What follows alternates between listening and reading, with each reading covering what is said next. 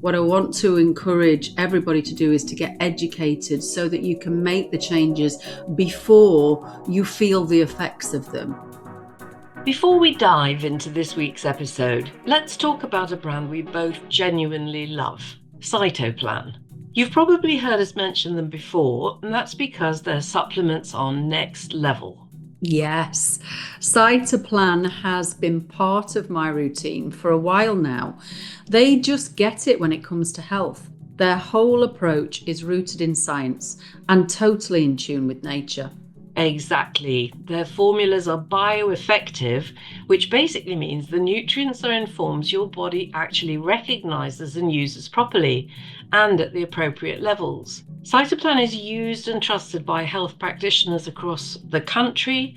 Their formulas are developed by nutritional therapists and backed by over 3 decades of clinical insight. You really can feel the quality when you take them. Plus, it's not just about what's in the bottle, it's the mission behind it too. Cytoplan is 100% owned by a charitable foundation, which means everything they do is about helping people live well for longer. It's not about trends or quick fixes, it's about real, lasting health. That is so wonderful to know. And whether it's our energy, perimenopause, menopause itself, sleep, immunity, or just staying on top of your health, they've got you covered. You can also get a free health questionnaire and a consultation by ringing the helpline. So if you're ready to take ownership of your health, check out Cytoplan, powered by nature, proven by science, and rooted in purpose. We'll pop the link and an exclusive 15% discount code in the show notes. Hello, I'm Karen Mellers. Hello there, I'm Dr. Rosy Daniel. You've just tuned in to Alive and Loving It, and we're here to help you bring joy and energy back to your life.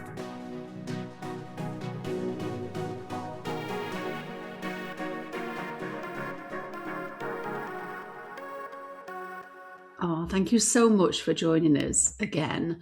And we have a completely different topic this week. We have finished with relationships and now we're moving on to the principal detoxification, which is in the health creation quadrant of body. So, are you ready? Here we go again, Rosy Daniel. Let's try and fit it in 45. Once again with feeling. So, toxicity. And you've called this episode Detox Your Life, but it's time to green the people. Oh, I think I've been on this journey since I started with Walida about 12 years ago. But let's see how I'm going to tick off all the things you mentioned. I'm going to tick off and see how far I've got. Yes, well, I think you're looking very green, actually. So tell me first, Rosie, what do we mean by toxicity? Why do we need to detox? What are the different types? So our bodies are the most incredibly brilliant, clever detox machines. You know, we can put in all kinds of things, alcohol and fat and drugs and all kinds of things. And we have these systems in the body, our liver and our kidneys, which are the liver's breaking things down and the kidney is rebalancing all the different electrolytes. We've also got, people don't realize that our skin is an organ of excretion, but also our lungs. So when people smell of garlic, it's not in their mouth. It's actually the odor of garlic is coming out of the blood through the lungs. It's being excreted through the lungs. That's everything that we don't need in our body that is harmful for us in some way is being dealt with in many different organs to expel it. Okay. Yes, but there is only so much that the dear body can cope with and do. And so I've identified 3 main kinds of toxicity. The toxicity of excess. So if I keep on having so much alcohol, an excess of fat in my diet, or sugar or salt, or meat, there comes a point where the body just can't eliminate and it starts to store or it starts to disease the organs and the tissues. So the one people know about is cirrhosis of the liver, where the liver actually starts to get scarred. It's so busily trying to get rid of and eliminate the alcohol. But I don't know if you're aware, when alcohol is broken down in the body, one of the steps in its degradation is to go to something called acetaldehyde, and that's the stuff you clean your nail varnish off with. It's a nail varnish remover. So the reason people feel so sick if they've had a really bad, heavy night is because they're full of nail varnish remover. It literally is poison. Yeah, it's poison.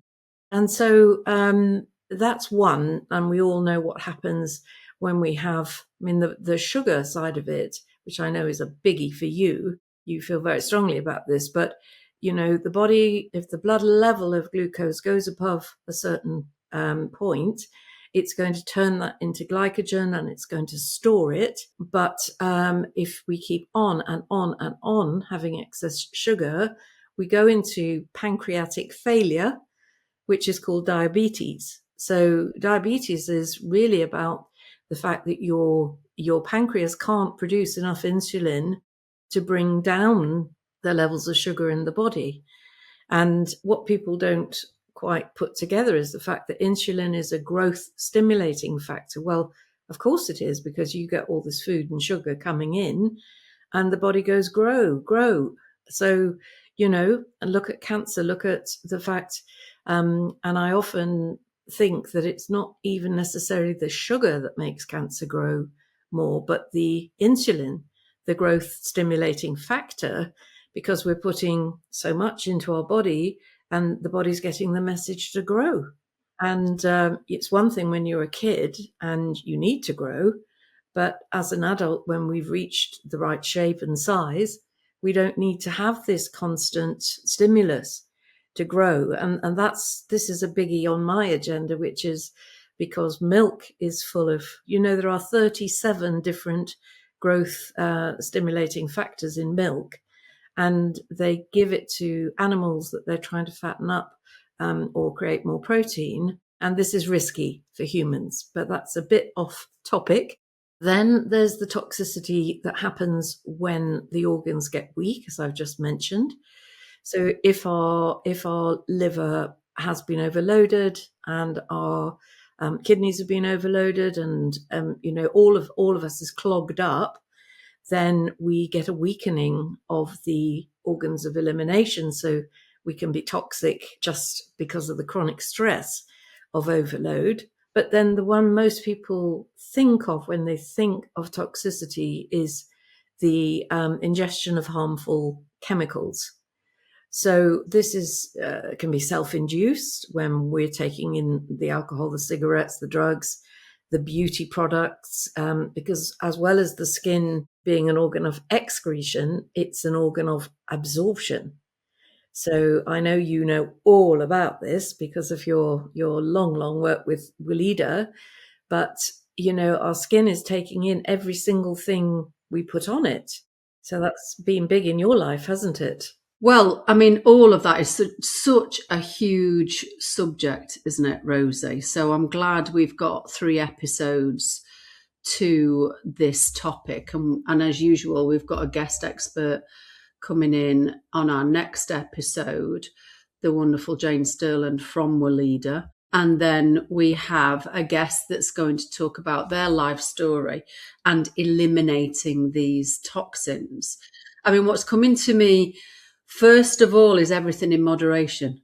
You know, what I'm hearing you talk about is excess in those toxicities and then the effect on the elimination organs when you've had too much. But the one that you know, I get really triggered by it. I get triggered by the sugar one, but also by the chemical one in products, because the consumer, we're not made aware really. And in fact, even worse, marketing companies, they use greenwashing to the clever use of language and labels and badges to make us think that actually it's good for us. And that's what makes my blood boil.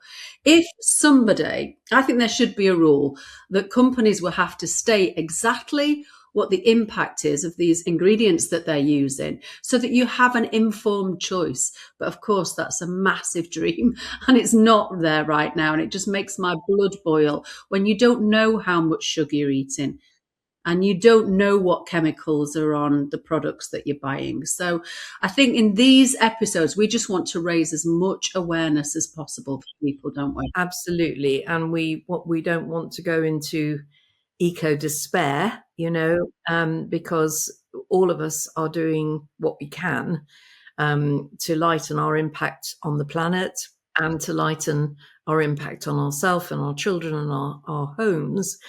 But it is a bit out of control out there. The amount of chemicals that are in our water supply, in our rivers, the industrial processes that, are putting waste into the environment, but also into our homes. And the other day I went to try and choose a sofa with my daughter who's buying a flat. And after about 10 minutes in the sofa shop, I just was ready to pass out with the fumes from all these, sprays that they put on the sofas to make them stay clean, or fire retardant. So these are the kinds of things that are coming into our lives without really our permission or sense. And it's particularly in my Dr. Rosy Daniel clinic work, I meet people who are, some who are very specifically sensitive to one chemical, or others who have multiple chemical sensitivity and who get affected by, say, diesel fumes or sprays from pesticides that are coming in from the fields and so forth. I mean, I do feel optimistic that there is a movement away from industrial farming and more into local, organic, seasonal products.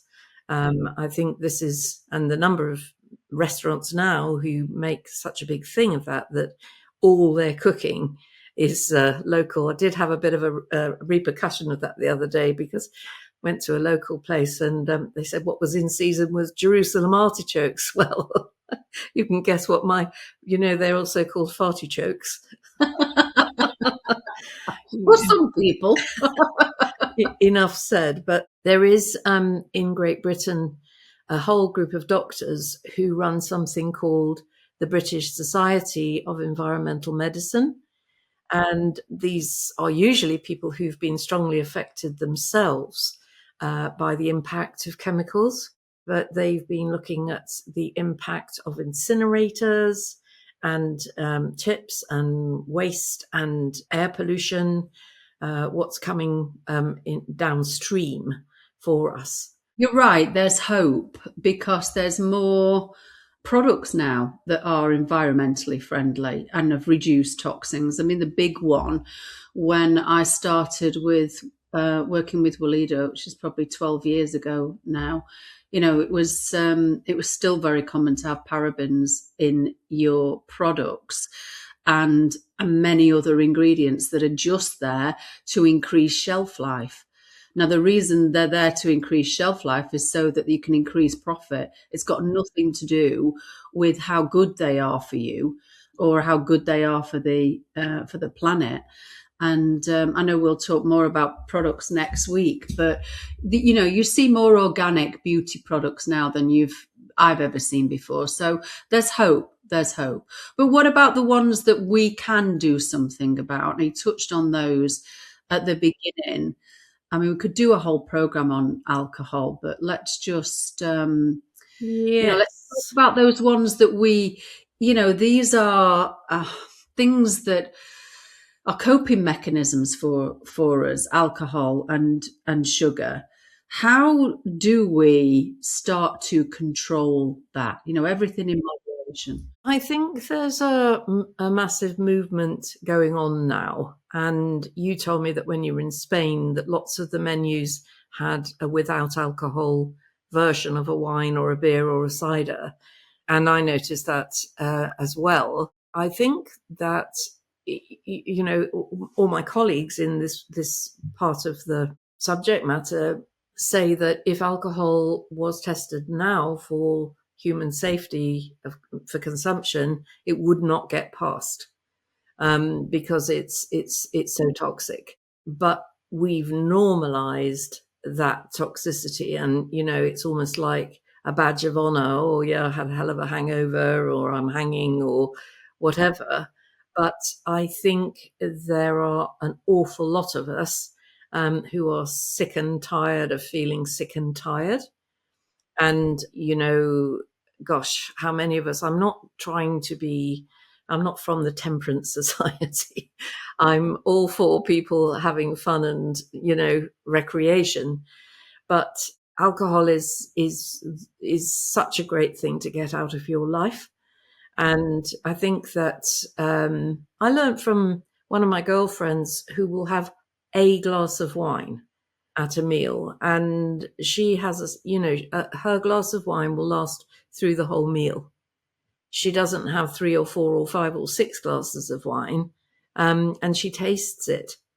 So this is awareness of how compulsive we are around this, and whether it is, you know, we're so stressed or we're so anxious that we are taking it as a sedative when we come in from work, or we're wound up, or we're upset.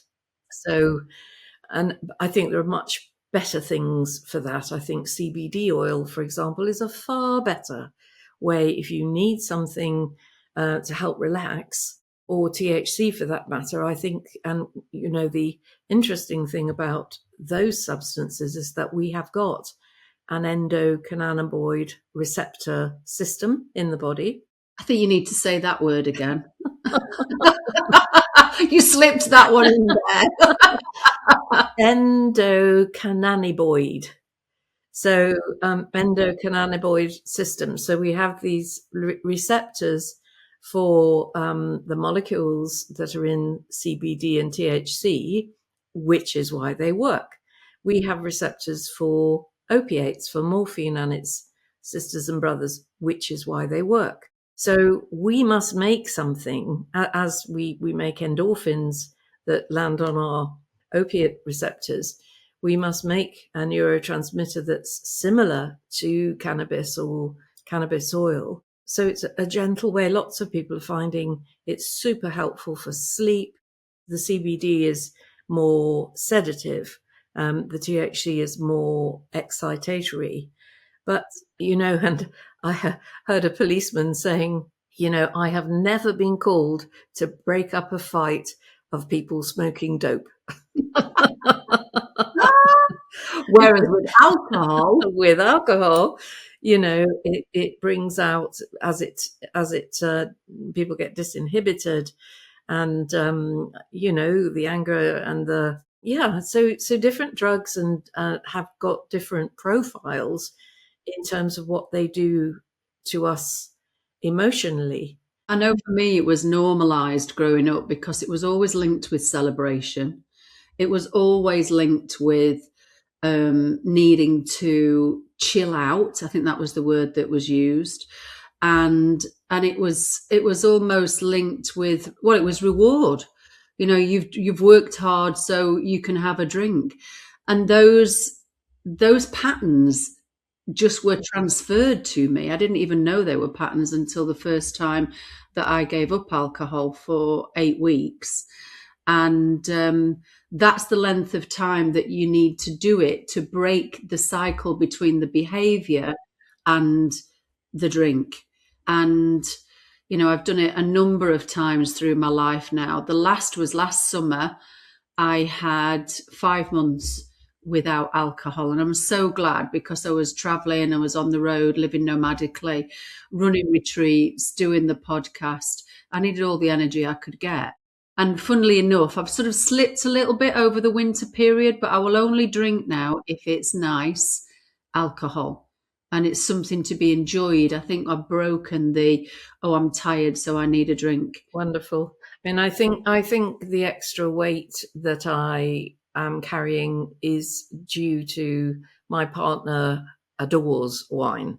And, it's part of his life. And so, whereas I never would ever have a drink on my own, it's just not in my nature. It wouldn't even occur to me.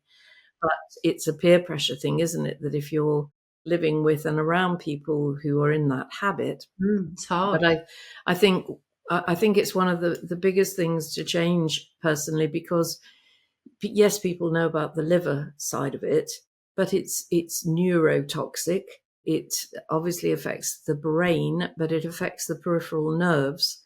So there's something called Korsakoff's encephalopathy and Wernicke's encephalopathy, where there's different kinds of brain damage. The Korsakoff's is when people lose the nerve endings in their feet and they have a stamping gait, and Wernicke's, they start to lose memory and start to confabulate and make stuff up, basically. So alcohol is one to really change a pattern. So maybe try that one glass, or leaving it out, or only drinking on a weekend, and giving your body a complete chance to detox. The one thing to remember, though, if you stop, is that you need much less to get tiddly. So Very cheap date now, Rosie. well, I have been guilty myself of, not drinking, then going out and thinking and drinking like I drink, and paying for it, because you can't do that if you lighten up. Yeah, absolutely. And the other one that really, does make my blood boil is sugar. I mean, I think sugar is more addictive than any other substance, and it is so hidden and so normalized in society. And if you are buying particularly processed foods, I mean, like even Marks and Spencer's sprinkle sugar on their processed cooked chicken because they know it makes it taste better and you're addicted to it and then you buy more. I mean, it's all to do with selling more product. And yet sugar is so harmful on the body. And I watched my mum, food was a comfort for her and she loved sugar. We used to get rewarded with it. If we'd been good, she would take us to the shop to go and buy some sweets. That's how ingrained it is for us. Well, on that subject, the boiling of the blood, the fact that all the on the checkout counters in the supermarkets, all the sweets are at child level, all clustered around the checkout, so that while they're waiting, the kids are seeing this. But it's I even heard a nutritionist saying that in the confectionery companies, they compete to see how quickly the sugar buzz hits the dopamine spot. So, they're going for the millisecond difference between how quickly one sweet bar, gives you that buzz to another. Oh, we're having a bit of a rant today. We are, aren't we? Don't get me started on fizzy drinks. I've had quite a few nutritional clients who, they're just like, I can't get it. I'm eating so well and I'm cooking all my own food and I still can't get rid of the weight, but they are guzzling Coca-Cola and even Diet Coke, even if it's not real sugar, but it's the sweeteners. The body doesn't know the difference, and you will still just can't process it all, end up getting diabetes and store it around your middle. So, and the other thing about those fizzy drinks, do you know that Coca-Cola is pH 2? I do. Which is the same as sulfuric acid. Yeah. And even tonic water is pH 3, which is the same as hydrochloric acid. The only thing I would do with Coca-Cola is clean the shelves with it. That's all it's fit for. Well, yes. So, to your point about Diet Coke and Pepsi, it's okay, it's got less sugar, but it's just as acidic. And most of the fizzy drinks, I really say to people, go and get yourself a roll of litmus paper and start dipping it into the things you drink and eat, just to see the level of acid you're putting in your body. I know I had a little rant about this on the I mean, we're talking about nutrition, but it's acidity that's destroying the coral reef. It's acidity that's melting the enamel on our teeth. And it's acidity that's weakening the shells of shellfish around Cornwall. And it's acidity which is causing inflammation and infection and cancer in our bodies. But going back to the question of chemicals, I think that I've been looking into this, and apparently there are over 350,000 synthetic chemicals that are registered for production and used globally, and tens of thousands that can be found in our water and soil and food. And I love the work of Annie Leonard. They're short little cartoons. Her first one is called The Story of Stuff. She's made 4 or 5 since. And it was just bringing to our attention the fact that she said, when people think they are throwing stuff away or putting stuff into, flushing it down the loo or into the rivers, she said, where is away? There is no away, because we're all connected, and every single thing we put into our environment comes back. One of the saddest things I read was that there can be up to 200 chemicals in mother's milk. If we are full of chemicals, this is getting better now because of the attention people are paying to the water they drink. Drinking spring water in glass bottles is, or getting spring water from a spring actually out in nature. People queue up around here. I live near to Glastonbury, and people take their glass bottles to go and get spring water to drink. But, there is not the same licensing processes for chemicals as there are for medicines. So there's this disconnect in the mind of the people in the chemical industries. They're thinking, medicines affect humans because we take them by mouth, and chemicals that we're putting into, stripping paint or whatever, car engines or whatever, aren't going into humans. Well, yes, they are. So I think that this regulation is lagging far behind production, and we have now the whole spectrum of nanoparticles coming in, which are tiny, minute particles, such as the anti-glare on our glasses, and these are too small for the body to eliminate. So that's a whole other thing. But before we get into gloom and doom, there are so many ways that we can detox our body and clean our bodies, and it does, in this lovely holistic model, go over into, we've talked about detoxing ourselves with toxic emotion and detoxing our homes and being aware of the energies in our homes and the electrical fields and so on. And I think I really feel happy inside that through this podcast, we're helping people develop that awareness and literally simplify. I know that's something you feel, isn't it?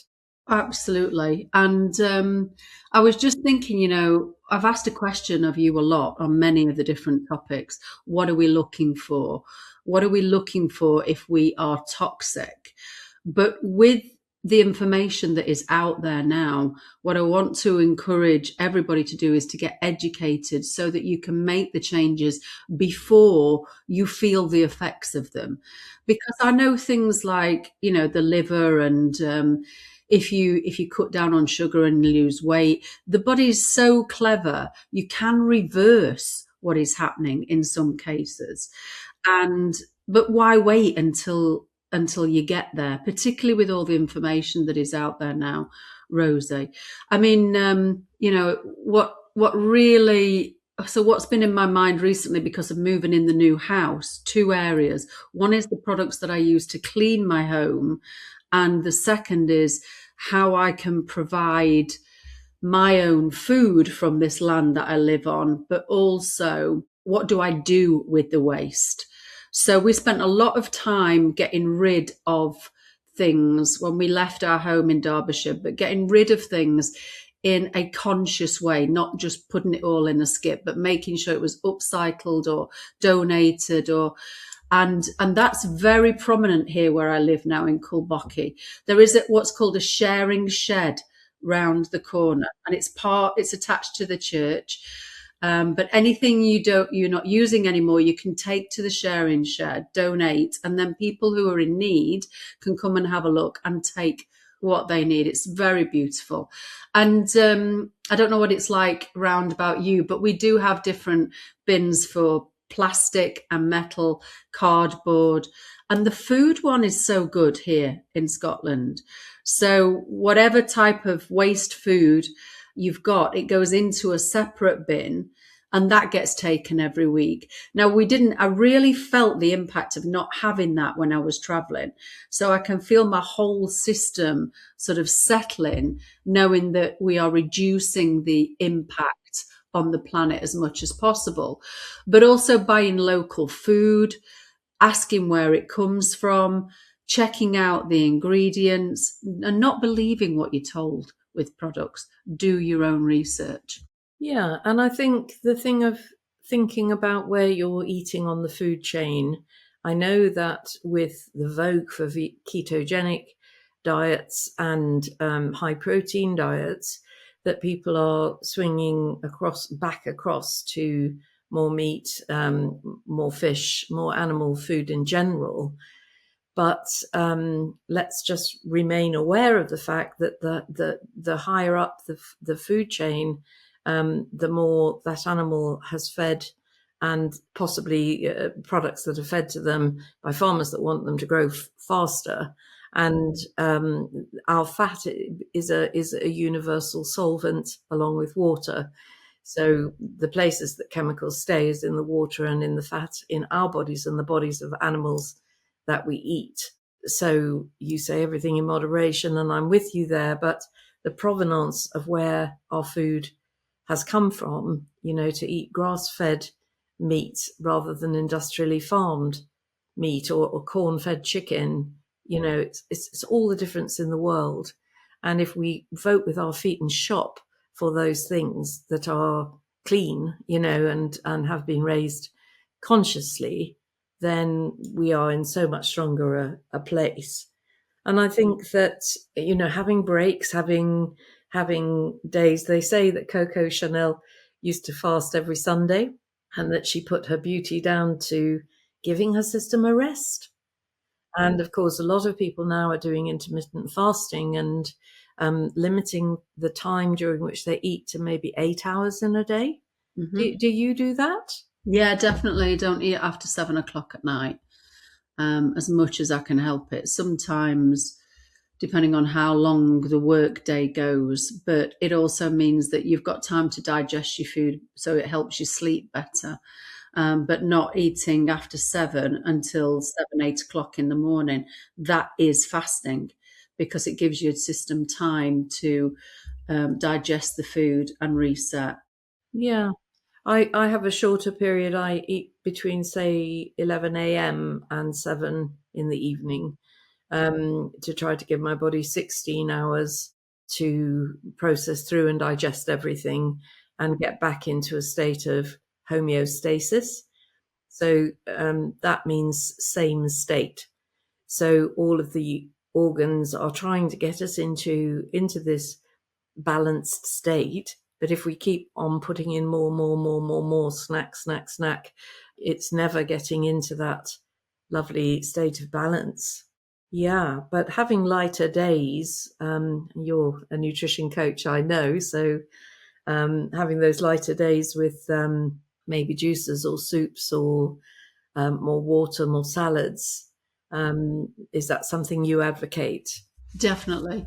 I mean, it's so confusing. We've talked about this before when we had Sandra with us, talking about nutrition. There's so many different forms of advice at the moment. It's a bit of a minefield, isn't it? And my niece was here last week and she was saying, look, I'm trying to eat healthily. I'm so confused by all the different advice that's out there. I think, first of all, with toxicity, it's a really good practice to be checking in with our bodies, because your body will tell you if you have eaten something that it does not like.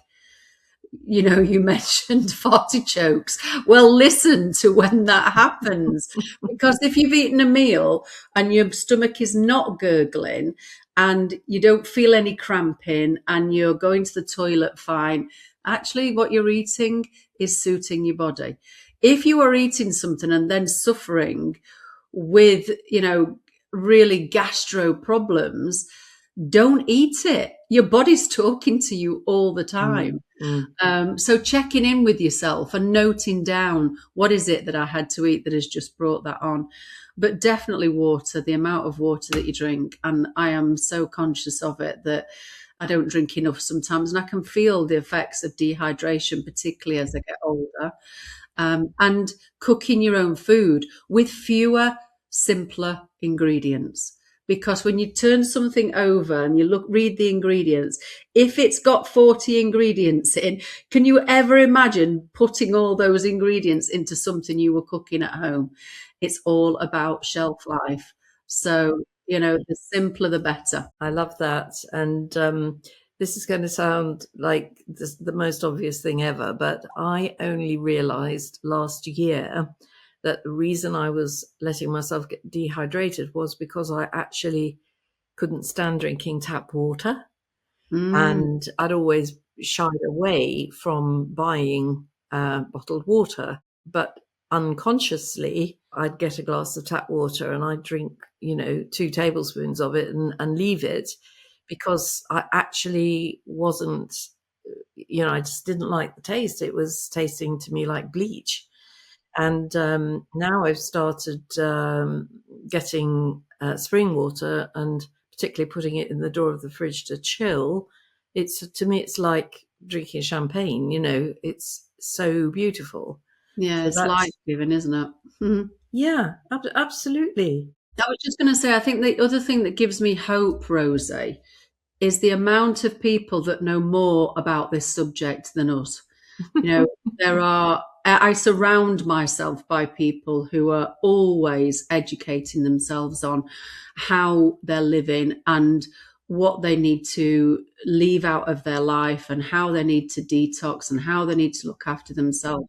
So that's increased so much, hasn't it? The amount of people who are very eco-conscious, very good, Well, very yes. And, kudos to you, because when you were working with Walida, you created a network of some 750 Walida advisors, all helping people to make the switch to truly chemical-free skin and body care. And my goodness, those products are beautiful. Yeah, they are. Yeah. And being able to rely on, when you see the Walida name, all the investigation has been done for you. And I know that next week Jane will talk more about the NATRU certification, because not everybody has the time to educate and look into ingredients. So if you can find brands like Walida that you can absolutely trust with a certification that you can trust, it does all the work for you. So I think it's a huge, it's worth a lot for a brand to have that. And they're so much less expensive than some of the products out there that are saying that they're totally chemical free, are very expensive.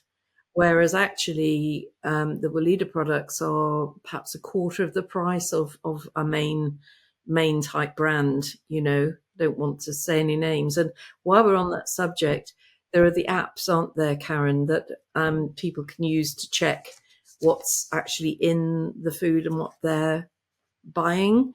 I know there's, is it pronounced Yuka or Yucca? It lets you scan the barcodes on food and cosmetics and household items, YUKA, and even shows alternatives with better safety profiles. Fantastic. That's moved on since I was involved in that. Yeah. Yeah. There's one called Edena, EDENA, Hidden Toxin Food Scanner. There's one called Toxiscan. There's one called Eat Safe. And there's one called No Junk. Well, that's amazing, because all of those apps have come about because people are more conscious about what they're putting on their skin and what they're taking in their bodies. I mean, it's a huge, hopeful story, Rosie, isn't it? It really, really is. And I also think, people listening, join Greenpeace, join the Environmental Working Group or the IPEN, which is International Pollutants Elimination Network. And, these organizations are fighting Friends of the Earth to clean the planet.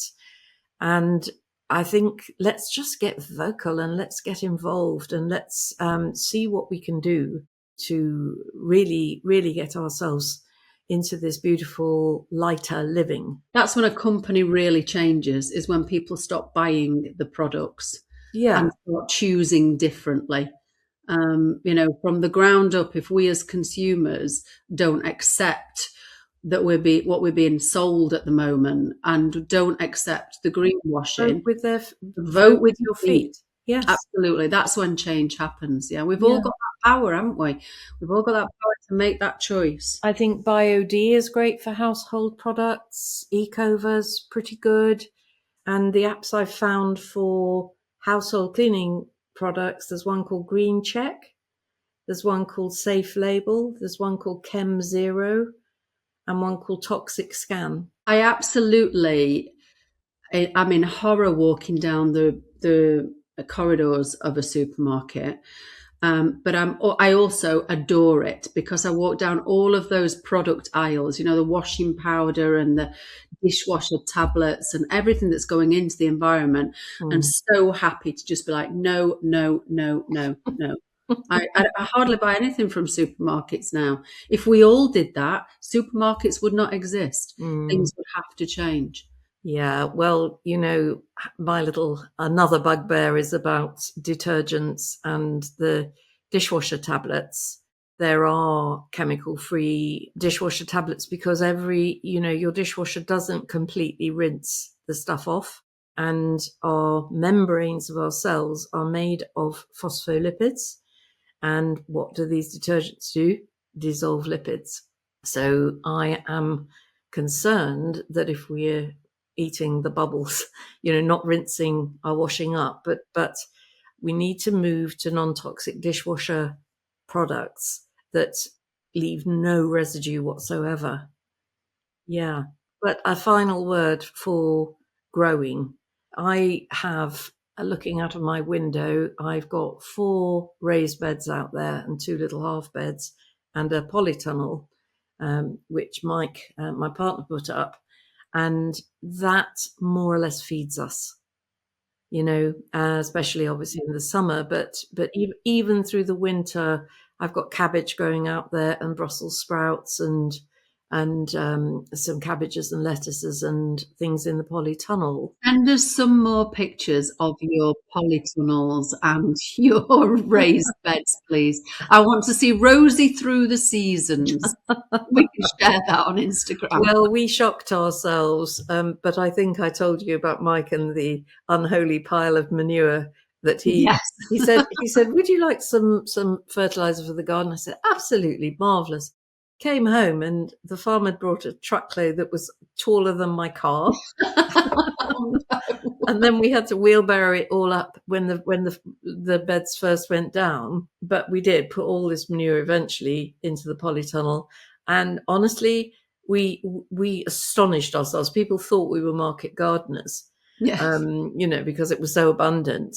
So, just remembering to feed the land and use organic, make compost and nourish the land, and it will nourish you. Well, you work very hard at it, Rosie, and you're a leader and inspiration for all of us. And you're about to get going, aren't you, in your Scottish soil? Yeah, it's all just mud at the moment, and we've got to work out whereabouts things will grow best.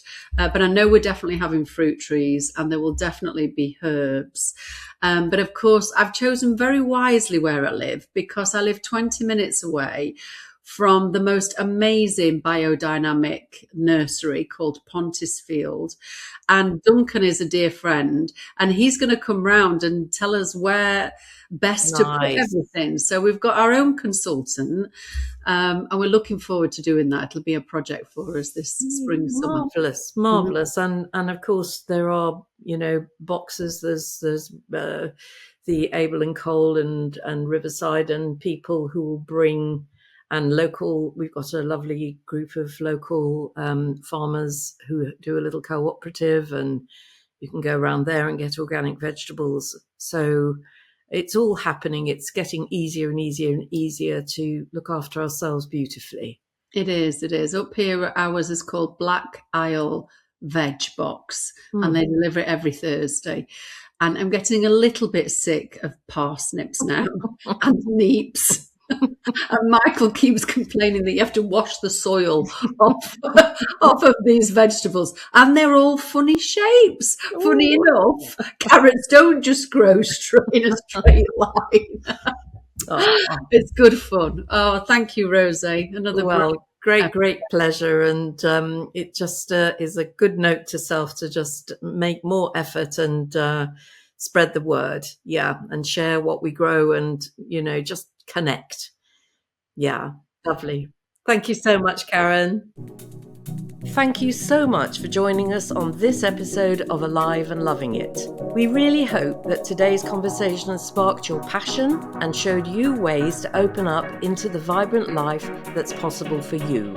Absolutely, Rosie. I mean, we do have to remember that transformation begins with love, and that is self-love, love for others, and love for our beautiful planet.